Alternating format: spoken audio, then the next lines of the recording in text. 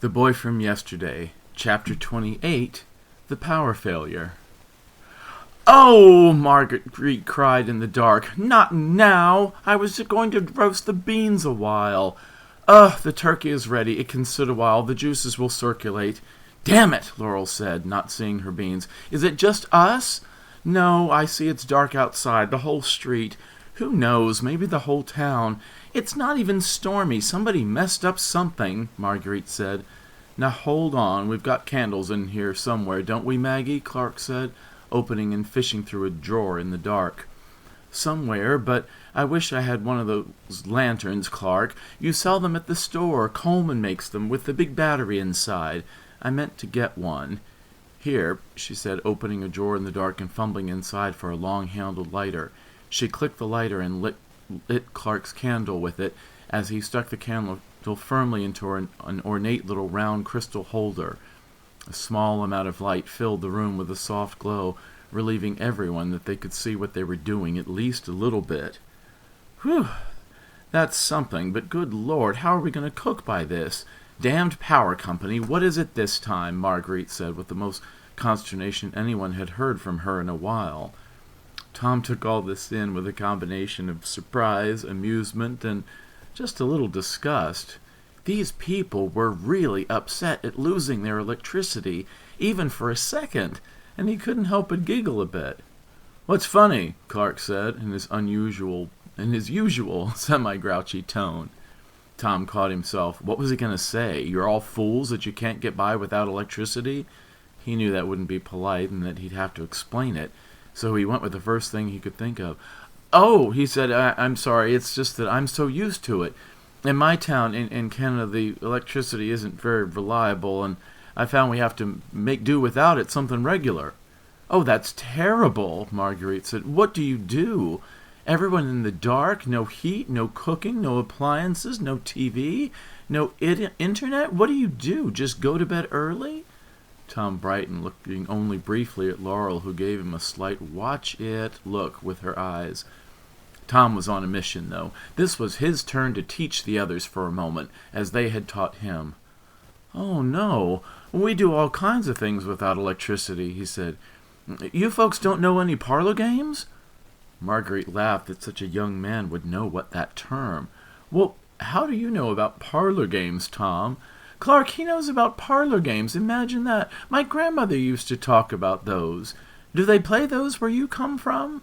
"Yes, ma'am," Tom said. "We do a whole bushel of them. Memory games, charades, blowing the feather, Roman statue, fortune-telling, conjuring," Tom said as he caught Laurel's eye, who gave him a what the kind of look.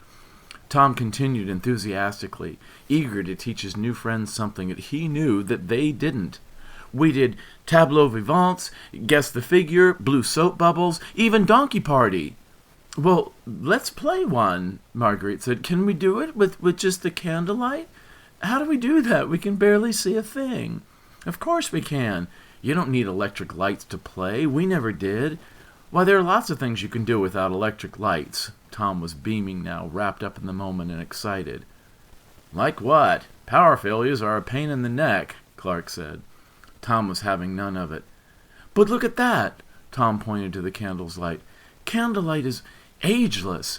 You sit around and talk, just like we're doing. You play a game or you sing something. You know any songs?" Tom was on a roll now. "And there's this. Stillness. Listen. Nothing moves without electricity here. Nothing buzzes, that hum I always hear in here.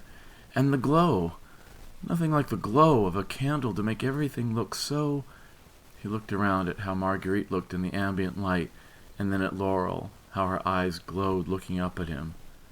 "So beautiful." Marguerite and Clark started to give each other a look, noticing how Laurel and Tom looked at one another. Marguerite raised her eyebrows at Clark and winked. Tom snapped out of his reverie and addressed everyone again. "And you listen to folks. When you can't see their faces as well, you really hear their voices. I can still hear my mama's voice, 'cause I used to hear it in the..." He caught himself. "Well, in our parlor back home. And her perfume. You can smell more, the perfume of your favorite ladies, and the cologne of the men. And you only hear the natural sounds. Voices, wind, rain, thunder, the animals outside. Now, he listened, but heard a distant car and a motorcycle go by in the street outside the house. And the breeze outside. In the wintertime, you hear the crackles of the fireplace or the stove. Sounds a little dark, Laurel said, teasing Tom. Not at all, Tom said. We could see to read at night if you wanted to. We had a lot more lamps. We sold all kinds of kerosene at the store, but we also had some gas lamps. Why, they used to be right... Tom caught himself again, almost pointing to a spot on the wall where they had been. Laurel was worried that Tom was getting carried away, maybe because he was starting to be homesick or was trying to make sense of all that happened to him in his house since he left. She wanted to distract him. But what did you eat? Back home, when the lights went out, Laurel said, hoping to get a conversation going more about food, something universal to both their times. Well, we didn't have a buzzing ice box like you have, Tom said. Marguerite looked at Clark again, this time with a silent shrug as, what is a buzzing ice box? And rolled her eyes with a quick shake of her head, but smiling, charmed at their foreign visitor. We ate dried fruit, apple slices, tea, he explained. All that goes great with a game of blow the feather. Everyone sat around the dining room table, entertained by his charisma and his stories of Canada, when the power suddenly came back on with a bright light and electric buzz all around the house. Everyone was a bit startled, but Tom nearly jumped out of his skin. Laurel gently touched his arm, and Marguerite and Clark noticed Tom jump a bit. Marguerite laughed at his reaction. Well, Tom, dear, that was lovely. Your town sounds like something very quaint, right out of the past, but how fascinating. Sounds like the Amish. Are you okay? You look like you've seen a ghost. She patted Tom's arm, too, and stood up to go into the kitchen doorway. I better go back into the kitchen. I can start the beans now, and it won't take a... Samuel Oliver Beckons! Marguerite shrieked, this time scaring the others. Damn dog, you get away from that! Oh, he's eaten half the turkey. I didn't even hear it fall on the floor. Clark got up and ran to the kitchen to shoo Sam away and help Marguerite pick up the greasy, half-eaten turkey off the floor. Tom turned white, sitting next to Laurel, who stared at Tom. Marguerite and Clark made noise of the cleanup in the kitchen for a while, and then Marguerite came back to the dining room, this time with a wine glass in her hand. She shook her head as she sat down with a heavy sigh. Well, that's that. We'll have to order a pizza or something for dinner. I'm so sorry, Tom. Gran, Laurel started, puzzled. What did you just call Sam? Marguerite looked up, rolled her eyes, and smiled as she set down her wine glass on the modern brass and glass coffee table. Oh, I never told you that story. That's Sam's full name, she said, sitting up, and then looked at Tom, ready to explain the story. When I first adopted Sam, little rotten Sam here, years ago, it was right around the time I was researching our family tree. I was back and forth to the library at CU and up at the county archives, and this was all before the days of Ancestry.com or anything online, just before, really. And I thought it was funny that one of my husband's relatives had the initials SOB, because, she winked at Tom.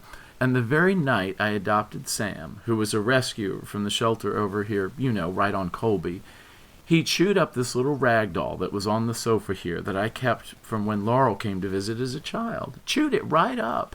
And I just yelled, like I did just now, "You little SOB!" So I thought of the name that I'd seen in my records that day, and that was that. That's how Sam got his name, she said, picking her wine glass back up and giving a sarcastic toast in Sam's direction as he lay on the floor and licked his greasy paws.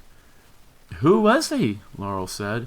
Oh, Marguerite said, the original Samuel Oliver Beckons.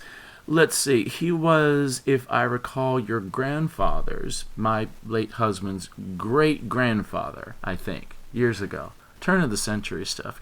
Can you imagine? He was born, I think, just after the Civil War, 1868, I think. Lived right here in Chesterfield. That family was just over the way here. Your grandfather's family had been here a long time, many generations, and I think they go back even earlier than that. I'd have to check," she said, fiddling with her earring. "But it's funny to think we are all connected. If it weren't for the old original Sam, your grandfather wouldn't have been here, or your mother, and of course you wouldn't be here either, Laurel. You're right in that line. Odd to think, isn't it?" She smiled as she sipped her wine, not noticing Laurel and Tom looking at one another in a state of total panic.